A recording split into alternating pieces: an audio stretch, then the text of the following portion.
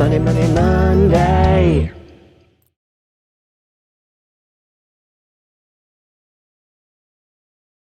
Hello, happy Monday. Welcome to July. That is crazy that it's already July, but I'm here for Money Monday this week, just me. So you're stuck with me. My apologies.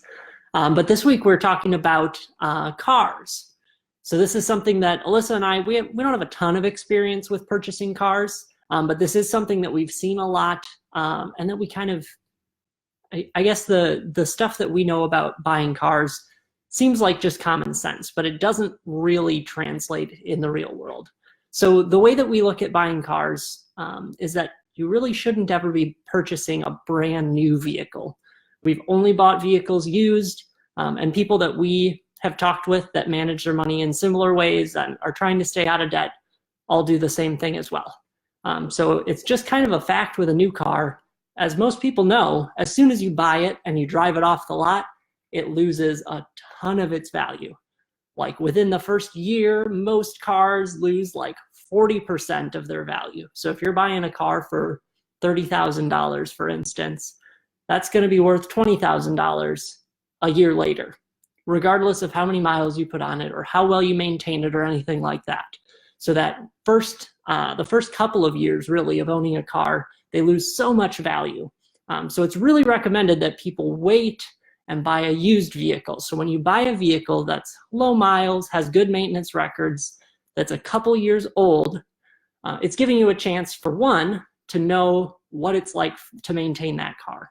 Once that car has been out for 3 or 4 years, especially if it's the first model year of a new vehicle, so they come out with a new model, once it's been out for a couple of years, people really understand what's going to go wrong, what some of the bigger issues are, and you'll have a much better idea of how much it's going to cost to maintain. It also means that if you purchase a vehicle that used to be $30,000 when it was new, but you buy it, let's say 3 years later, you might spend $10,000 on it. If you keep that car for 3 years, it might be worth $4,000 or $5,000, but you can see the person who bought it for those first 3 years has lost $20,000 of value to drive that car and maintain it for 3 years. You've owned it for 3 years and you've only lost maybe $5,000 or $6,000 in the value of that car. So that's really what's different about cars from other things that we might spend our money on, is that they really do lose their value quickly.